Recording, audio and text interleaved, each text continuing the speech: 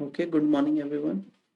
तो last class में हमने देख लिया था कि इस कॉम्प्लेक्स नंबर में स्ट्रेट लाइन की इक्वेशन किस टाइप से होती है ना, उसका पैटर्न समझ लिया था। तो उसी का यहाँ पर यूज़ करना है हमें। तो हमें ये पता है कि इक्वेशन ऑफ लाइन जो होती है वो होती है alpha conjugate into Z plus alpha Z conjugate plus R equal to zero, where alpha equal to minus iota z1 minus z2 होता है। ठीक है। तो सिमिलरली अल्फा कॉन्जुगेट इसी के हिसाब से कितना हो जाएगा, iota into z one conjugate minus z two, और आर की जो वैल्यू होगी वो हो जाएगी हमारे पास iota z1 into z two conjugate minus z two into z one conjugate, इस तरह से थी। ठीक है। तो हमने यहाँ पर बोला है, हमें यहाँ पर क्या बोलना है, reflection points for a line, image of a point in a line, मतलब थ्योरी का नाम क्या है, रिफ्लेक्शन ऑफ पॉइंट। तो एक कोई पॉइंट P है, उसकी इमेज Q है Z2, Z1 की इमेज Z2 या फिर Z2 की इमेज Z1 है। तो किस लाइन के रिस्पेक्ट में, alpha conjugate Z plus alpha Z conjugate plus R equal to zero, इसके रिस्पेक्ट में अगर ये होगी, मतलब line alpha conjugate Z plus alpha Z conjugate plus R equal to zero के रिस्पेक्ट में Z1 की इमेज Z2 है या Z2 की इमेज Z1 है, तो ये कंडीशन सेटिस्फाई करेगी। क्या, alpha conjugate Z1 plus alpha Z2 conjugate plus R equal to zero, या फिर alpha conjugate Z2 alpha Z1 conjugate plus alpha conjugate Z2, है ना, मतलब इस पे कॉन्जुगेट ले सकते हैं, plus R equal to zero, ऐसा भी हो सकता है। मतलब Z1 के प्लेस पर Z2, Z2 के प्लेस पर Z1 आ सकता है, कोई फर्क नहीं पड़ेगा, क्योंकि दोनों ही एक दूसरे की क्या है, इमेज है। तो यहाँ पर हमने बोला कि इस लाइन पर ये कैसी है, परपेंडिकुलर है। ठीक है। ये लाइन पर ये कैसी, परपेंडिकुलर। तो हमने एक पॉइंट लिया इस लाइन पर Z, तो Z minus Z1 mod equal to mod of Z minus Z2, ऐसा होगा। इस लाइन पर अगर हम कोई भी पॉइंट लेंगे Z, तो उसकी इससे डिस्टेंस और इससे डिस्टेंस सेम आएगी, क्योंकि परपेंडिकुलर बाइसेक्टर। या फिर बोले कि Z minus Z1 equal to Z minus Z2 लिखूँ, तो मेरे पास जो Z का लोकस आता है वो ये वाली लाइन ही आती है, परपेंडिकुलर बाइसेक्टर ही आता है। ठीक है। तो इसको मैं थोड़ा सा सॉल्व कर लेता हूँ। ये यहाँ पर विजिबिलिटी शायद नहीं आ रही है। तो क्या लिख रहे हैं, mod of Z minus Z1 equal to mod of Z minus Z2।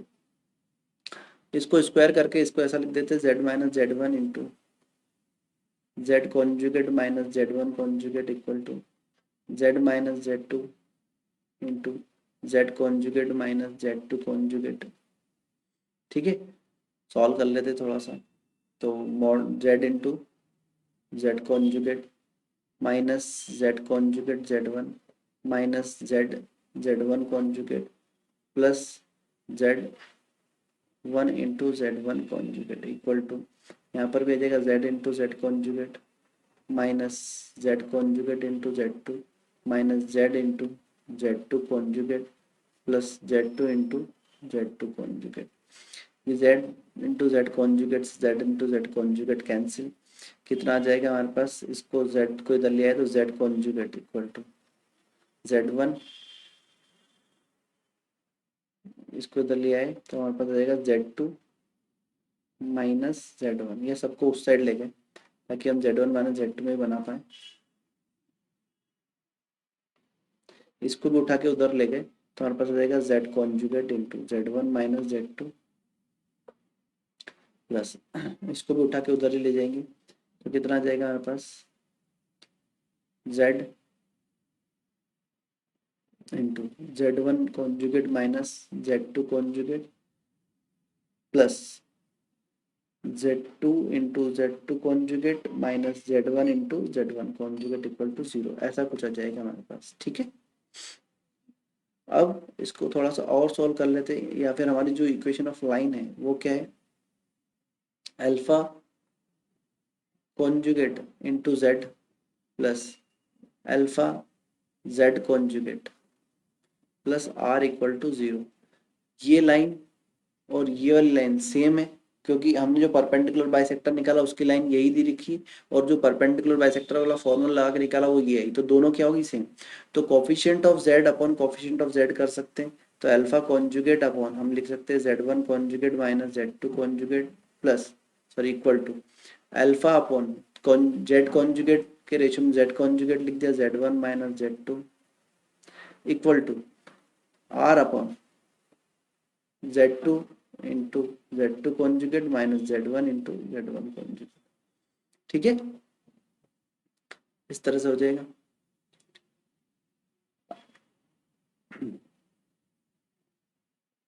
अब हम आगे बात करें इसमें, तो इसको मैं ले लेता हूँ इक्वल टू लैम्डा।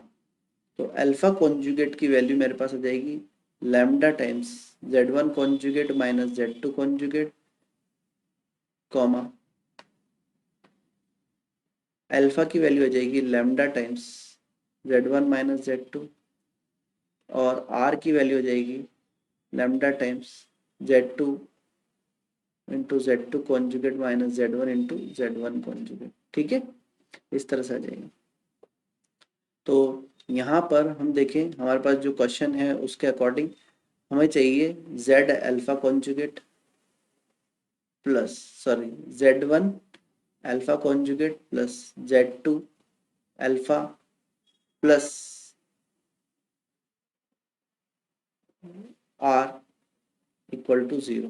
ठीक है, तो हमने क्या करा, इसमें तो Z1 का मल्टीप्लाई कर दिया और इसमें Z2 का मल्टीप्लाई करके दोनों को ऐड कर दिया। ठीक है, तो इसमें तो ये वाली इक्वेशन बन जाएगी। इसमें अल्फा का अल्फा Z1 का मल्टीप्लाई कर दिया, इसमें Z2 का मल्टी, तो लैम्डा टाइम्स यहाँ पर आ जाएगा Z1 conjugate into Z1 minus Z1 into Z2 conjugate plus lambda सब में से कॉमन भी ले लिया Z1 into Z2 minus Z2, sorry Z2 conjugate है ना, तो Z2 conjugate into Z2 into Z2 conjugate plus R में कुछ मल्टीप्लाई नहीं करना, डायरेक्टली लिखना Z2 into Z2 conjugate minus Z1 into Z1 conjugate. तो हम देख रहे हैं यहाँ पर जब हमने इस इक्वेशन में वैल्यू पुट कर दी तो Z1 इंटू Z1 कॉन्जुगेट से ये कैंसिल हो गया, Z2 इंटू Z2 कॉन्जुगेट से ये कैंसिल हो गया, Z1 Z2 conjugate Z1 Z2 conjugate से ये भी कैंसिल हो गया, तो 0 आ गया। तो हैंस प्रूव। तो हम बोल सकते हैं ये कंडीशन ऑलवेज सेटिस्फाई करेंगे।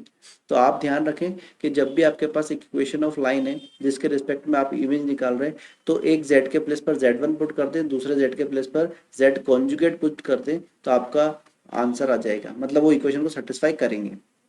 जैसे यहाँ पे दिख रहा है इक्वेशन ऑफ लाइन दी हुई थी alpha conjugate Z plus alpha Z conjugate plus R equal to 0। तो हमने जेड के प्लेस पर Z1 पुट कर दिया, जेड कॉन्जुगेट के प्लेस पर Z2 पुट कर दिया, Z2 conjugate plus R as it is. तो ये ऑलवेज सेटिस्फाई करेंगे, इधर Z2 इधर Z1 पुट कर दो तो भी सेटिस्फाई करेगा। ठीक है, तो ये हमारी पहली चीज थी जिसको हमें समझना था। ठीक है, तो होप ये क्लियर हुआ होगा। नेक्स्ट हमारे पास क्वेश्चन है इक्वेशन ऑफ सर्कल। तो इक्वेशन ऑफ सर्कल जिसका सेंटर Z0 हो और रेडियस रो हो या P बोल लो, P हो, तो क्या होगी। तो हमने यहाँ पर बोला कि इसको हम एक और फॉर्मेट में लिख सकते हैं, ये तो होगी Z minus Z0 equal to P, या इसका स्क्वायर भी कर सकता हूँ, दोनों चलेगा। और इस स्क्वायर को मैंने ऐसे लिख दिया Z minus Z not into Z conjugate minus Z not conjugate equal to P square. ठीक है, सॉल्व कर लिया इसको, तो Z into Z not minus, sorry Z into Z conjugate Z not into Z conjugate minus Z into Z not conjugate plus Z into Z not conjugate equal to. ठीक है, यहाँ पर हमने क्या करा, पूरे में आयोटा का मल्टीप्लाई कर दिया। ठीक है, ठीक है, इतना। फिर यहाँ पर हमने इसको लिख दिया मॉड जेड स्क्वायर, या फिर Z इंटू जेड कॉन्जुगेट ही लिखा रहने दो, और Z नॉट को हमने लिख दिया माइनस अल्फा, अल्फा भी एक कॉम्प्लेक्स नंबर ही है, तो हमारे पास इक्वेशन बन जाएगी Z into Z conjugate plus alpha into Z conjugate plus alpha conjugate into into Z, है ना, plus Z not into Z not conjugate कितना हो जाएगा, alpha square equal to, sorry, alpha into alpha conjugate equal to rho square. ठीक है, तो हमारे पास बन जाएगा Z into Z not plus alpha Z conjugate plus alpha conjugate Z, alpha alpha conjugate minus rho square को हमने लिख दिया आर इक्वल टू 0। तो इक्वेशन हमने इस तरह से कन्वर्ट कर दी।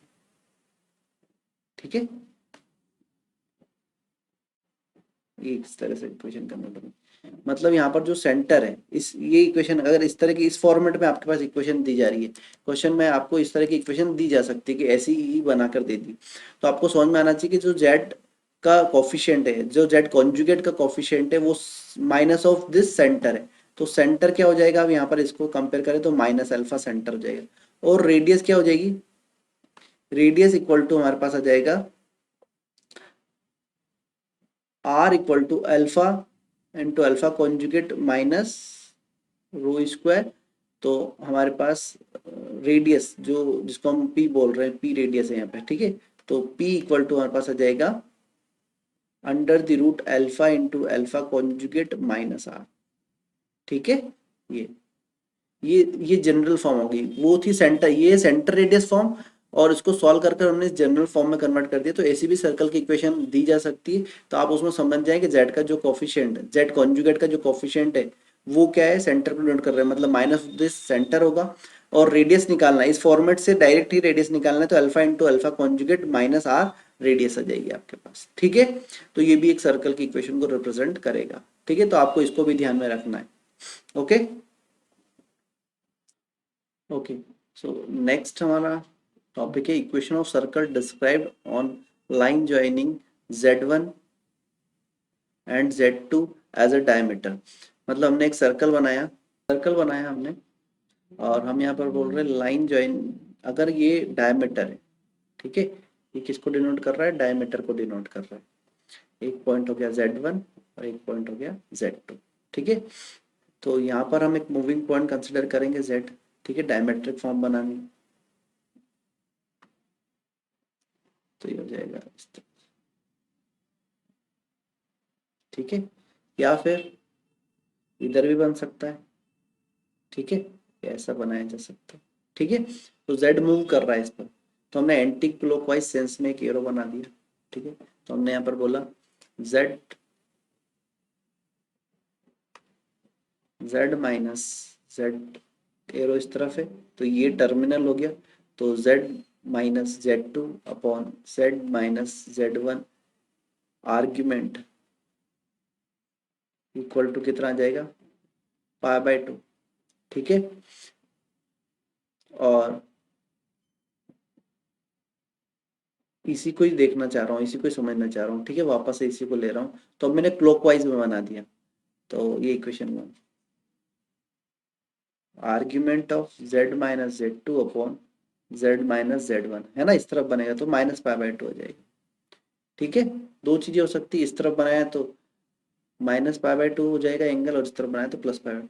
तो हम ये बोल सकते हैं यहाँ पर कि argument of z minus z2 upon z minus z1 equal to, अगर प्लस माइनस पाई बाय 2 आए तो वो क्या रिप्रेजेंट करेगा, इक्वेशन ऑफ सर्कल। ठीक है, इक्वेशन ऑफ सर्कल रिप्रेजेंट करेगा, और हम ऐसा बोल सकते हैं कि z minus z2 upon z minus z1 equal to purely imaginary, purely imaginary है तो z minus z2 upon z minus z1 equal to उसके कॉन्जुगेट के इक्वल होगा।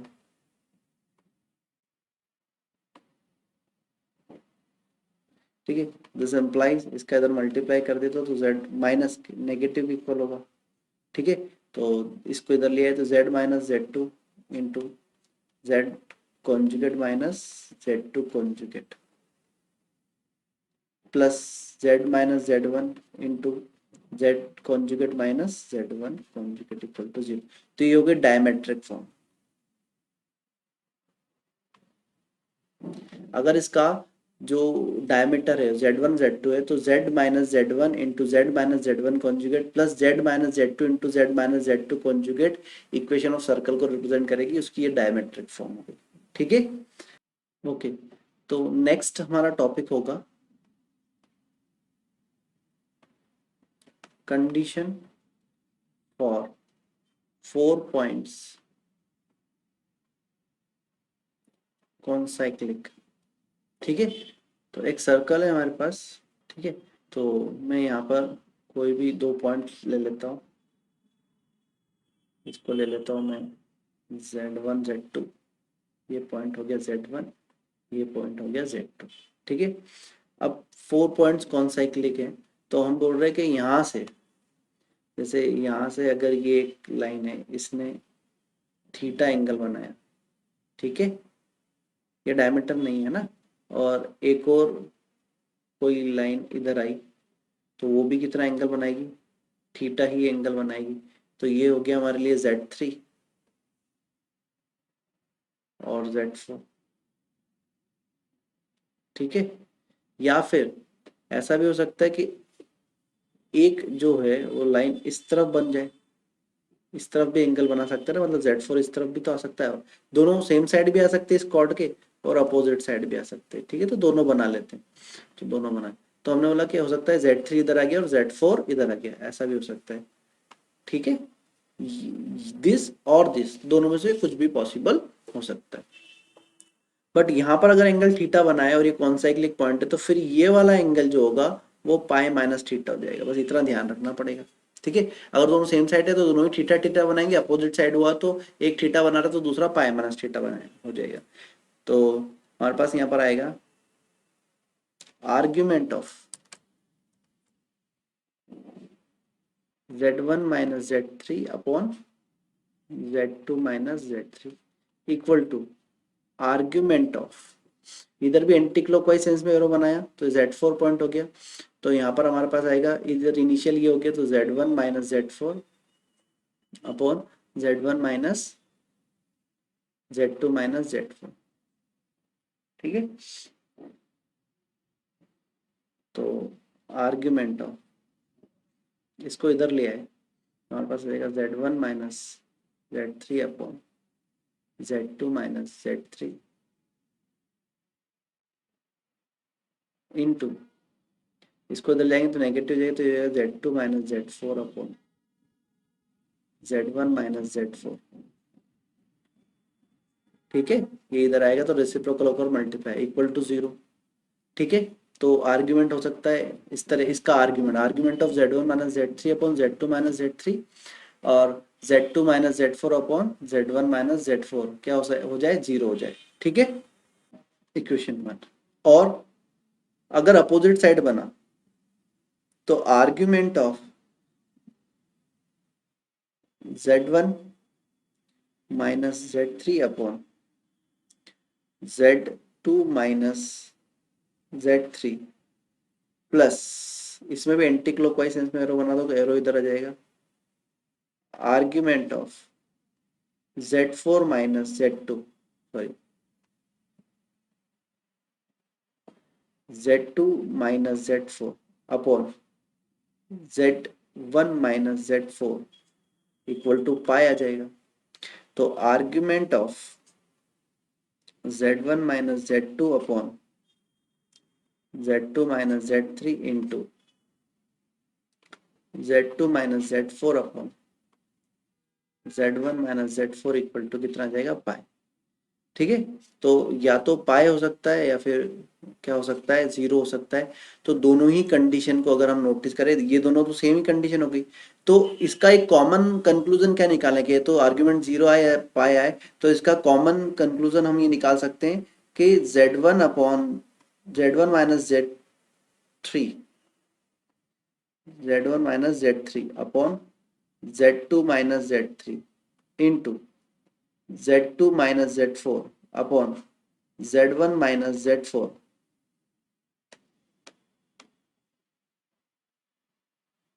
इक्वल टू प्योरली रियल आएगा। एक तो कंक्लूजन ये निकाल सकते हैं कि आप चारों पॉइंट को लो, ठीक है, एक में से एक कोई भी कॉमन कर लो, उसमें से Z3 और Z2 Z3 कर लो, फिर एक Z2 Z4 Z1 Z4 कर लो।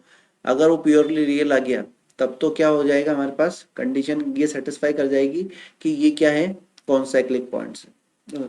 ठीक है, मतलब प्योरली रियल आ जाना चाहिए। और अगर ये प्योरली रियल है, ठीक है, ये अगर प्योरली रियल है तो हम एक और बात बोल सकते हैं यहाँ पर कि z1 minus z3 upon z1 minus z2 minus z3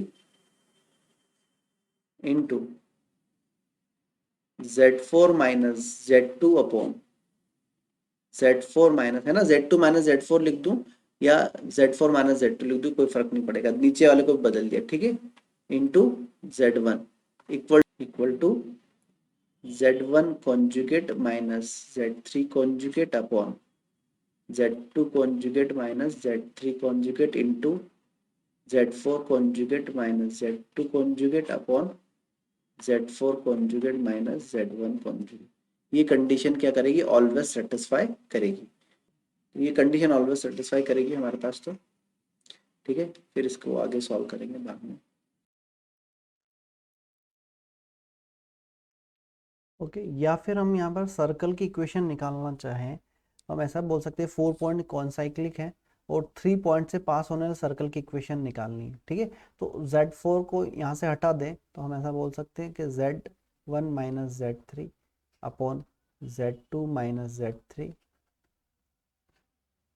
into Z4 की जगह मैंने Z पुट कर दिया, लोकस निकालना है ना, तो अब 3 point Z1 Z2 Z3 known है और एक पॉइंट Z हमने कंसिडर कर लिया कि Z कोई भी पॉइंट होगा सर्कल पर, तो चारों पॉइंट कॉन्साइक्लिक हुए तो कॉन्साइक्लिक की कंडीशन लगा देंगे, इज, या फिर इक्वल टू भी लिख सकता हूँ यहाँ पर, equal to Z1 conjugate minus Z3 conjugate upon Z2 conjugate minus Z3 conjugate into Z4 conjugate, sorry Z4 की जगह हमने क्या लिख दिया यहाँ पर, Z लिख दिया, तो Z conjugate minus Z2 conjugate upon Z conjugate minus Z1 conjugate.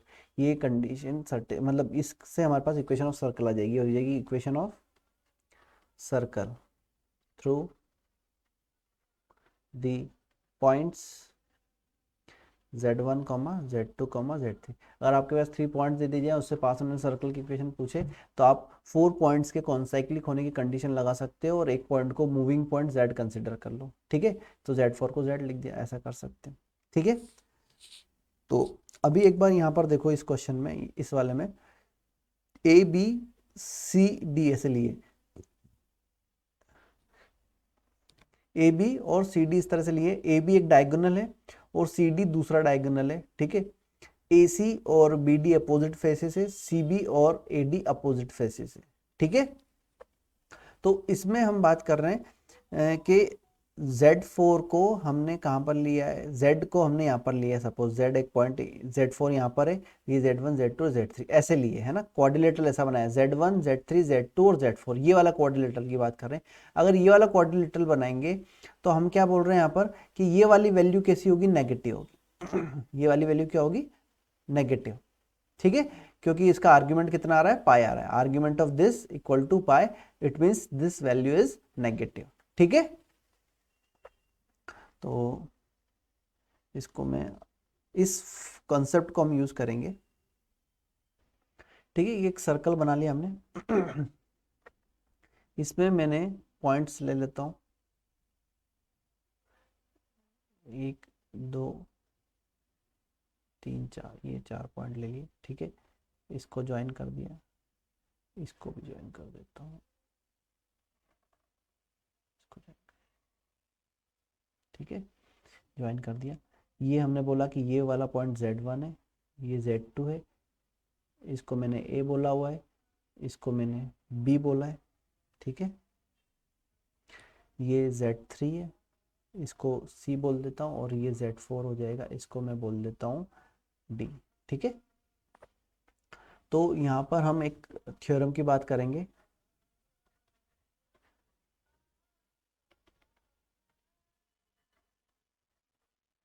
टोलेमीज theorem, ठीक है। टोलेमीज थ्योरम में हम ये बोलते हैं कि sum of product of opposite faces of quadrilateral, तो ये AC एक फेस है AC, और ये BD प्लस ये अपोजिट है CB, इंटू ए डी, ठीक है। ये दोनों अपोजिट फेज का प्रोडक्ट और इन दोनों अपोजिट फेज का product equal to product of diagonal A B into C D होता है। ये टोलेमीज थ्योरम बताती है, ठीक है। टोलेमीज थ्योरम से हम ये प्रूव करेंगे कि ये product sum of product of opposite faces equal to product of diagonal, ठीक है। तो यहाँ पर हमने बोला कि अभी ये इस तरफ है, अपोजिट साइड है ना, जैसे यहाँ पर एक लाइन बना दूं। अभी हमने प्रूव किया था कि ये चारों पॉइंट कॉन्साइक्लिक की कंडीशन क्या होगी, ठीक है। तो कॉन्साइक्लिक तो होना ही चाहिए, ठीक है। तो कॉन्साइक्लिक पॉइंट्स हैं ये, तो कंडीशन क्या सेटिस्फाई करेगी हमारे पास, Z1 माइनस, इसको ऐसे एंटी क्लॉकवाइज सेंस बना दूंगा, Z1 minus Z3 upon Z1 minus Z2 minus Z3 argument into, ये एंटी क्लॉकवाइज में इस तरह से बनेगा, तो यहाँ पर आ जाएगा हमारे पास Z2 minus Z4 upon Z1 minus Z4 equal to pi आ रहा था, ठीक है ना। इन दोनों का सम कितना आ रहा था, पाई, ये हमने प्रूव किया था। It means Z1 minus Z3 upon Z2 minus Z3 into Z2 minus Z4 upon Z1 minus Z4 equal to negative real number, ऐसा बोल सकते हैं। अगर ये नेगेटिव रियल नंबर है तो हम ऐसा बोल सकते हैं, इसमें से एक को मैं ऐसा लिख देता हूँ,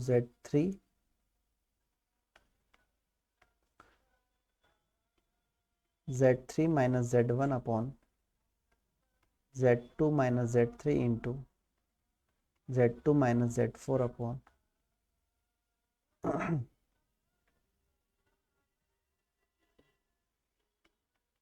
इसको भी मैं ऐसा लिख लेता हूँ, Z4 minus Z2 upon Z4 minus Z1, ठीक है। ये Z1 एक जैसे कर दिए मैंने, ठीक है। कोई फर्क नहीं पड़ता, इन दोनों से माइनस साइन कॉमन लिया, इधर से एक माइनस साइन कॉमन लिया, तो ये हो जाएगा पॉजिटिव रियल नंबर। तो इस न्यूमरेटर को मैं बोल देता हूँ ए, डिनोमिनेटर को मैं बोल देता हूँ बी। तो ये ए अपॉन बी है और ये कैसा है, पॉजिटिव है, ठीक है। ये रियल है और ये पॉजिटिव है, तो क्या कंडीशन सेटिस्फाई करेगी यहाँ पर, वो देख रहे हैं हम। तो हम यहाँ पर बोल रहे हैं कि अगर हमारे पास ए और ए अपॉन बी पॉजिटिव है, तो mod of A plus B को हम mod of A plus mod of B बता सकते हैं। कैसे, उसको प्रूफ कर सकते हैं कि हमने ऐसा ले लिया, LHS ले लिया, LHS equal to mod of A plus B, इसमें से ए कॉमन निकाल लिया, तो ये बचा 1 plus b upon a equal to, इसमें से mod of A plus mod of 1 plus b upon a अलग कर लिया, ठीक है। और इसको हमने ऐसा लिख दिया, मॉड ऑफ ए प्लस, ये भी रियल है ये भी रियल है, तो इस पर मॉड लगाने की जरूरत नहीं है, ठीक है। सॉरी, एक मिनट, एक गलती कर, मल्टीप्लिकेशन में हम मॉड को अलग अलग लिख सकते हैं, तो ये हो गया mod of a into 1 plus b upon a, ठीक है। और ये पूरा रियल है, इसलिए इस पे मॉड लगाएं या नहीं लगाएं कोई फर्क नहीं पड़ता। मतलब इसमें से मैं चाहूँ तो मॉड अलग अलग भी कर सकता हूँ, ये भी रियल है ये भी रियल है ना, पॉजिटिव रियल है, ठीक है।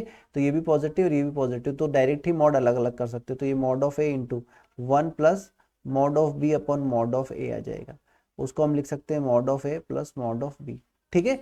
तो ये वाला जो कॉन्सेप्ट है हम यहाँ पर यूज करेंगे, ये पूरी वैल्यू को मैंने ए बोला है, ये पूरी वैल्यू को मैंने बोल दिया बी, ठीक है। तो हम क्या लिख सकते हैं यहाँ पर,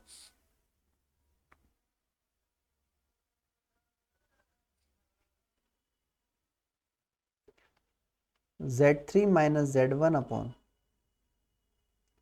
Z2 minus Z3 into Z4 minus Z2 upon Z4 minus Z1, यही था ना, Z3 minus Z1, Z2 minus Z3 और Z4 minus Z2 upon Z4 minus Z1,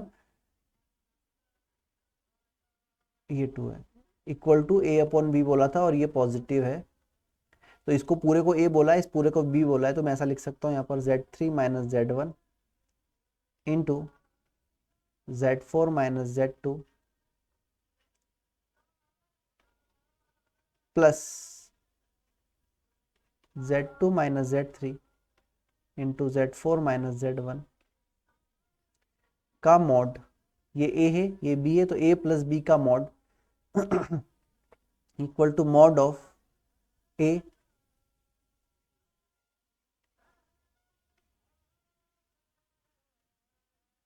plus mod of B के इक्वल होगा। ठीक है, तो LHS सॉल्व कर लेते पहले।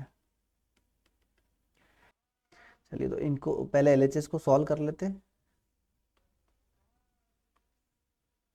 कितना आ जाएगा, Z3 into Z4 minus Z3 into Z2 minus Z1 Z4 plus Z1 Z2, इन दोनों का भी मल्टीप्लाई कर लेते तो plus Z2 Z4 minus Z3 Z4 minus Z2 Z1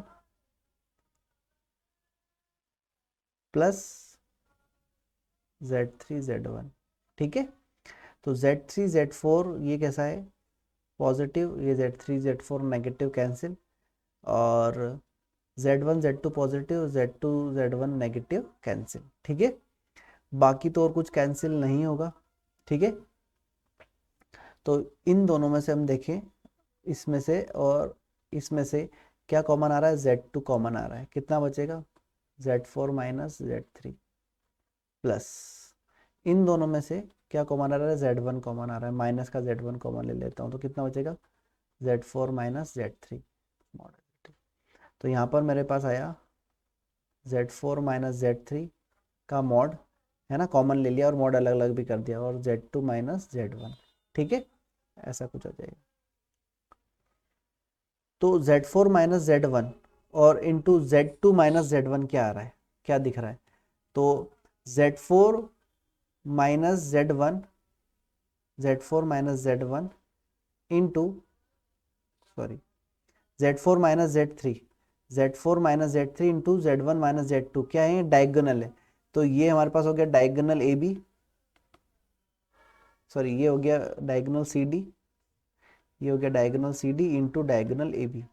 ठीक है, और जो इस तरफ है RHS में, जो RHS है उसमें तो आप डायरेक्टली देखो क्या दिख रहा है, Z3 minus Z1, Z3 minus Z1 मतलब कितना हुआ, Z3 minus Z1 it means AC into Z4 minus Z2, Z4 मतलब D, Z2 तो ये BD plus Z2 minus Z3 BC into AD। ठीक है, तो हमें यही प्रूव करना था कि यहाँ पर जो ये डायगोनल का प्रोडक्ट है वो अपोजिट फेसेस के प्रोडक्ट के सम के इक्वल होगा। ठीक है, तो ये हो गई टोलेमीज थ्योरम। ओके, तो ये हमारा लास्ट टॉपिक था कॉम्प्लेक्स नंबर का, जिसे हमें डिस्कस करना था। होप ये क्लियर हुआ होगा। ठीक है, और आपका इसी के साथ कॉम्प्लेक्स नंबर खत्म होता है और हम नेक्स्ट चैप्टर स्टार्ट करेंगे probability. Okay, good luck, take care, bye bye.